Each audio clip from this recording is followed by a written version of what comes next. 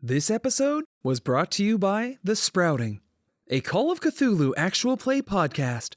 Stay tuned after the episode for more information. Long ago, the world was at war. But then the 10 dragons arrived and changed everything. They brought peace to the world and gave us the gift of magic. Those who can use that magic are called sorcerers. But that is about to change. My name is Nova, and this is the story of how I became the first Warlock.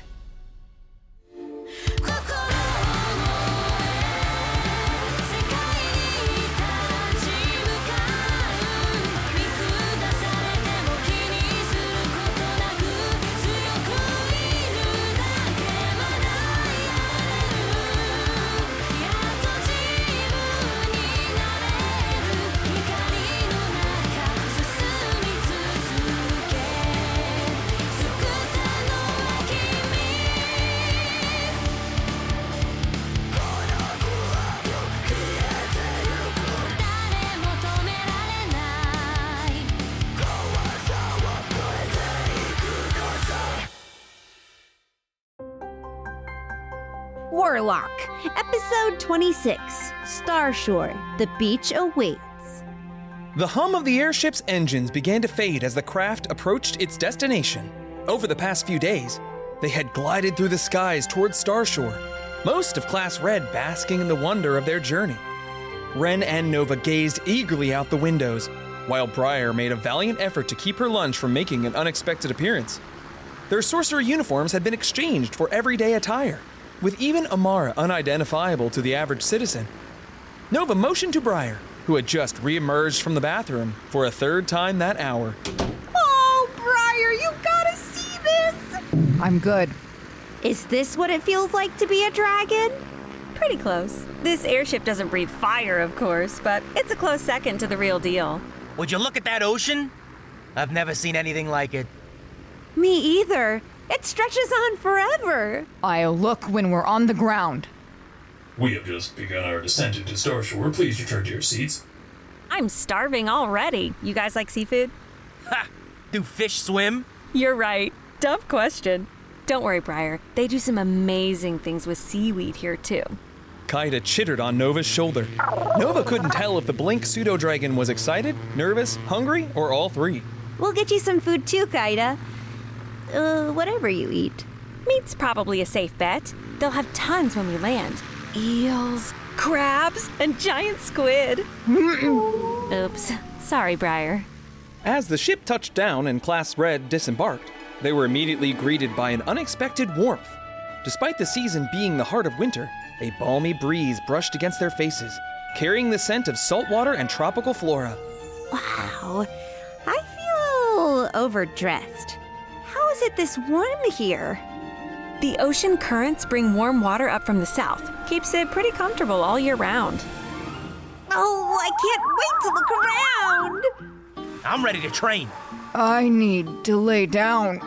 Normally, visiting students would stay at the lighthouse, Starshore's magic school. But we're trying to keep it incognito. I think a tavern might be the best place. Why don't you all get some new clothes, something to blend in, then we'll do some training. Hell yeah! On the beach. Hell yeah! I'll bring a potion of vitality. Hell yeah. I'll see if the slimy gill has any space. They've got some great food. The slimy gill. Trust me, the old name was much worse. Come on, Briar. Let's get us some new clothes and run some new pants. Take your mind off your stomach. Just promise me we'll never do that again. Dex, what can you tell us about Starshore? Dex flew out of Nova's bag, the scroll unfolding and a magic mouth forming out of the paper. Starshore, one of the 10 great cities. Founded by Marcus Arden, it is the premier vacation destination. The lighthouse, governed by the keepers, maintained peace along most of the coast and open water in the Bay of Stars. Thanks, Dex. If you require additional information, I am at your disposal. Come on, Mosshead. Let's look around. I hear this place has bananas. Supposed to be great for this sort of thing. I can't wait to try them. I've only ever read about them in books. Did you know that it's actually a berry? You dunderhead! Is food the only thing you I think we're gonna be all right. It's nice to see them smiling again. I hope Class Blue is doing okay. Especially Rick. Meanwhile, Achoo! Pardon me. What was I saying? Right! Although we have been dealt a terrible blow, that doesn't mean we won't welcome you with open arms. You aren't replacing Kira, you're just joining our little family. Shiri stood tall over Balthazar and Xander, her giant kin heritage making her taller than most students her age. Her teal hair complemented her skin, which was beautifully marbled with patches of fair and tan. Anxiously, she stood next to Rick as they spoke. She is literally replacing Kira. I look forward to learning with you. Thank you so much. I will do my best. Shiri Kane, Legacy, Chains. Now, I know we are on solstice break, but I think it might be best if we hit the training field ASAP. That spells ASAP. We need to start team building. And if anyone needs a hug or to cry it out, let me know. Do you need a hug, sir? Yes. Safe to assume you are aware of our situation, correct? I am. I'm not great with emotions, if I'm being honest. What do you mean? May I? Of course. Chains of mist shot out of Shiri, connecting to the other three. I see. This is a big loss. I'm sorry. The chains went back into her body. I know you all might not be showing it. Well, you are, Professor. But please don't hesitate to do whatever you need to heal. I like her. You're right. I'm not going to try to replace your friend. But thank you for welcoming me with such kindness. Well, you're a lot nicer than Kira, so there's that. Sorry about all that, Glass Blue. I pulled myself together. Now, why don't we see what you can do? I'd love to. Back at Starshore, Nova was trying on a massive sun hat, while Briar browsed their clothing selection. Ren was already sporting his new blue pants. It's a good thing I don't wear a shirt. I'm looking forward to the wicked tan I'm gonna get while we're here. Just make sure you pick up a potion of sun health. You don't want to get burned, little bro. The lizard folk shopkeeper picked up a small vial of golden liquid. He wore purple-tinted eyeglasses, and he appeared closely related to an iguana. I don't need no stinking sun protection. We'll take it. Thanks. You can't fight the sun, you idiot. Oh, not from around here, huh? And where might you be visiting us from? Oh, we're from Oakland. Smoke Hill, up north. It's, much warmer here, huh? Okay. Sorry, not trying to pry, just making conversation. Why would you be prying? You're not prying. We're just visiting traders that, we... Thank you so much. This should cover everything. Nova placed a large pouch of gold on the counter. Oh, and then some. Thanks, little dudes. Enjoy our fair city. The three students walked out onto a warm, busy boardwalk. If you didn't almost blow our cover, that would have been hilarious. You almost blew it first. We're okay. I don't think the random store guy was a Foundation spy. But we need to be careful. We should think about changing our backstories and names. Ooh, good idea. I'll be Ben. Oh, very clever. I'll say my name is Iris. Nova, how about Aurora instead? Aurora. I like it. Hey, I like the new outfits. The blue pants suit you, Ren. Sorry, name's Ben though. We picked new names to hide our identities. Well, at least in public. I'm Iris, and that's Aurora. Choosing a new name to hide your identity, huh? Pretty clever. I got us a suite at the tavern. Let's drop off our stuff and go train. Yes! We can get changed while we're there. The students changed into their warmer clothes and headed out to the beach. They found a quieter location away from the other beachgoers where they could spar without interruption. As much as I'd like to see what all of you can do together, I want to spar Ren first.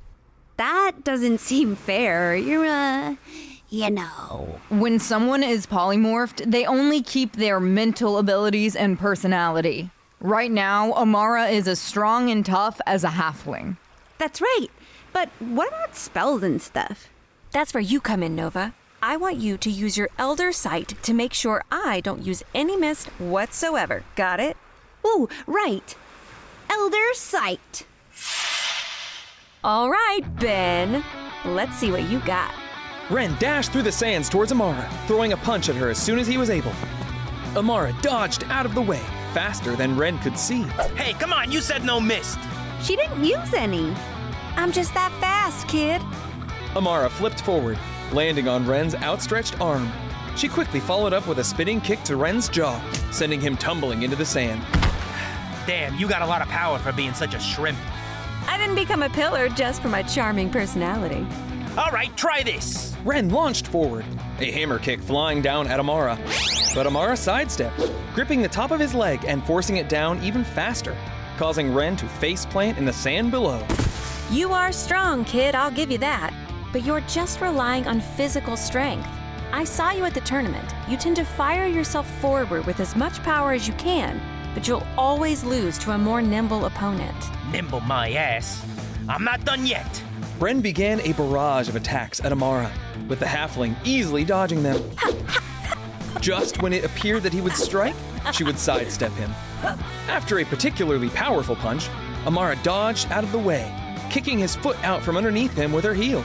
Ren tumbled to the ground. Damn it! You're not bad. I'd put you at level 2 right now. Level 2? Without any mist, that's pretty damn good. I mean, the average person is, well, a 0. All right, one more time. If you insist. Ren began another barrage of attacks towards Amara, pushing her closer and closer to the ocean. He brought down a hammer kick once again, but this time, Amara couldn't move as quickly. As she glanced down, she noticed her feet had sunken into the wet sand. She caught Ren's leg with her hands, throwing him back. Now I gotcha. Ren dashed forward towards Amara as she remained motionless in the sand. She's not moving at all. She can't be that stuck. Ren might get her this time. Amara took a deep, slow breath as she closed her eyes. Take this! Ren's fist flew towards Amara with as much speed and power as he could muster. Just as he was about to connect, Amara punched both of her fists down toward the sand. A searing hot jet of flame shot out of both of her arms, shooting her into the air above Ren. As she flipped over Ren, she lightly kicked the back of his head, sending him tumbling into the water. Hey, what the hells? You said no mist. And I stayed true to my word. She's telling the truth, Ren. Those flames weren't magical. At least, not magic that I can see. Maybe she should have held back. I feel like Ren is going to be... If it's not mist, then it's fair game. You gotta teach me how to do that. Never mind. The three students sat in the shade of a palm tree. What you saw out there wasn't magic. I didn't cast a spell or use any mystic energy at all. What I used was spiritual energy. Spiritual what now? Mystic energy comes from the power of the dragons, passed down through the bloodlines. But anything with a soul has spiritual energy. Although it's more difficult to harness, it is just as powerful. Why are we just now hearing about this? Because we were forbidden from teaching it, along with the druidic arts, among a few others. Druidic arts? We'll get to that, Briar. I think it's a good idea for all three of you to learn how to harness your spirit energy. Wait, go back. Who forbade you from using it? Our leader, the gold dragon, Aurelius. We came to this world with the idea that if the only kind of magic could be from dragons, then it would become a world of peace. And it worked. At first. What happened? We learned the true reason. Aurelius was building an army he would have complete dominance over. He could leave this world to find others and repeat the process. He is the one who sealed away Akashima. And she needs him to let her out. Exactly. Well, that, or she needs the origins of the other 9 dragons. When we learned of our true purpose here, some of us rebelled. We managed to defeat Aurelius, but he was too powerful to be killed. So we used what magic we could to seal his mist into the origins. We figured hiding him with the most powerful sorcerers in the world would keep him safe. That's why Diamond wants them. Exactly. He'd have the power of a god. Aren't you, afraid of him coming after you? He already has the origin I passed down to Hugo, Inferno. So unless he just wants to get me out of the way, I don't think I'm a priority. When he fought the lady, he said he had 4. One from a pure dragon source. He took Sylvana's mist, the green dragon. We heard her cry out. We all did. I wish I could have done more to save her. Diamond would have killed you too. And then we wouldn't have your help right now. Damn, Briar, you think he would have stood a chance against 2 dragons?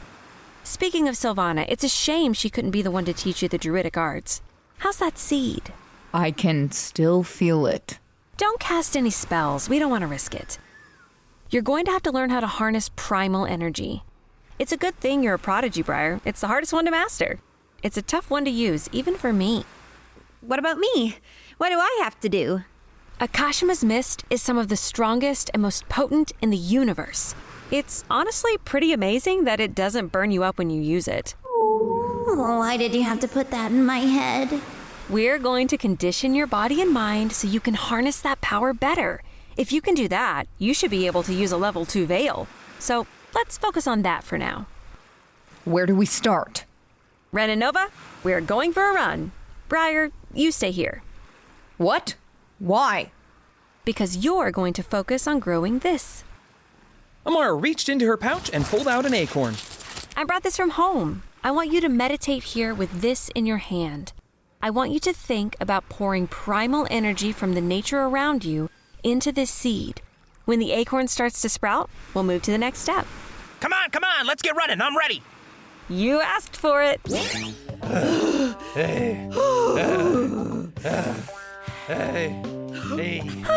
A little over an hour. Not bad for 10 miles. I'm more of a short jog kind of runner myself. Holy hell. Why was that so hard? My whole body's on fire. Well, Nova, you just need to get in better shape. Ren, you're still getting used to a body without mist. And I think you got sunburned. We'll try again in the morning. I know you're right, but it still hurts. Briar, how did things go here? I sat here with the seed and nothing happened. Well, obviously you're not going to master this in 1 hour. Let's call it a day and go get some food. And Ren, maybe put some lotion on your face. Why is my skin peeling? Told ya. For the next few days, Amara would wake us up to run every morning before breakfast, followed by sparring on the beach. It was grueling to say the least, but at least the location was beautiful. On our last day in Starshore, we decided to pretend to be tourists rather than exhaust ourselves all day. There's supposed to be some solstice festival tonight. Let's check it out after dinner. They snuff all the candles and torches in the city so we can see the stars. They explored the festival, captivated by the vibrant stalls, lively music, and dazzling performances. The aroma of delicious food filled the air as they wandered through the colorful tents and attractions. As the evening progressed, Nova found a quiet spot on the beach to relax. Suddenly, all the lights in Starshore went out, plunging the town in darkness. The stars above gleamed even brighter, their brilliance reflecting off the waves, creating a breathtaking and serene scene. Hey, can you hear me?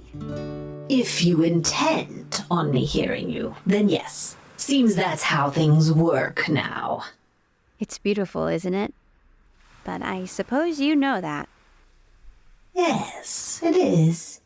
Even after eons, it's still as beautiful as ever to be. Look around. Look at all these people. Nova turned to see her friends gazing upwards, as well as children and their parents, holding hands as they gasped in wonder. They're in awe of it, too. I know what you're going to say, and it's not that simple. How can it not be? You have to understand, I'm older than anything you know. Even the star that warms you is like an infant. The people of this world mean nothing to me. A little harsh, but it seems like you need the people of this world. No, I need one person. Assuming that's me, I need those people. Let's go for a walk. Nova continued walking down the beach. The moonlight shimmered on the waves, and the silhouette of distant cliffs stood out against the starry sky. I know you feel betrayed by the dragons you must have trusted, but you can't approach the whole world like that. Don't lecture me, girl. You don't know what I've been through. I know. I'm not trying to. I just think that if you really looked around the world, you'd see there's more good than evil. Isn't that worth saving? It's not about sparing the virtuous and punishing the wicked. It's more complicated than all of your fairy tale fantasies. Well, try me. Why won't you save the world? Because I am the world. What? I am Meliora. Figuratively, or? Every few millennia, I must rest after completing my work. When I do, my body floats among the stars for centuries. This world is my cocoon. But the last time, that's when things changed. I awoke to find myself imprisoned by them. They told me they needed my help, that my sacrifice was for the greater good. See how that turned out. I'm sorry they hurt you. That actually explains a lot about you. Ugh, don't you pity me, girl. That's the last thing I need. Well, then what do you need? Why me? Be honest. I need you to get stronger so that you can help me reunite with my body. That would mean the destruction of everything. And a return to the balance of how things should be. I don't know how things came to be while I slept, but there is only one solution. Not true. There are always more solutions. What brilliant idea do you have, then? How are you going to fix this? I don't know. But I do know one thing. I am going to show you that this world is worth preserving. That there are good people here, and they might not have value to you now, but they have value to others. And how exactly are you going to do that? I don't know yet, but I'm gonna figure it out. Well, I'm looking forward to being thoroughly disappointed. Hey, Twinkles! They're gonna launch some fireworks. Get over here! We'll talk more. I promise. Nova rejoined the group just in time for the fireworks display. As the vibrant explosions lit up the night sky, she felt a sense of joy and contentment. Class Red held hands, united in that moment. The next day, I hope you all packed some walking shoes. We're on foot from now on. Hell yeah! Bronze Dragon, here we come! Well, it's gonna take us a while to get there. Don't get too excited. Not if we just run the whole time. Ren took off in a full sprint. Wait, Ren, wrong way. Wrong way! You ready for this? Briar looked down at the acorn in her hand. Bronze Dragon, here we come. Oh, hey! Wait for us!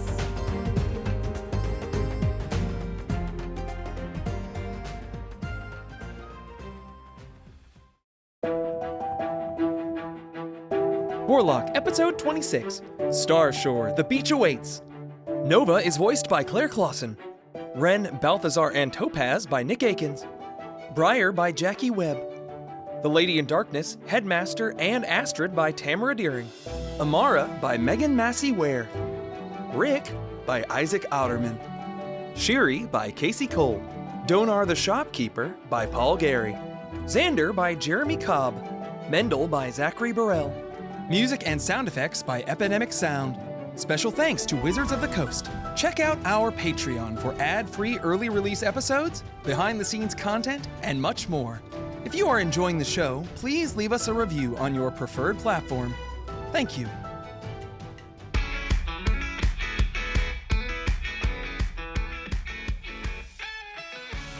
Next time on Warlock, Class Red visits a sleepy little village with a curious-looking statue. Do I know this guy? Wait a minute. Look in the mirror, you dunderhead. Warlock, Episode 27, The Return of the White Dragon.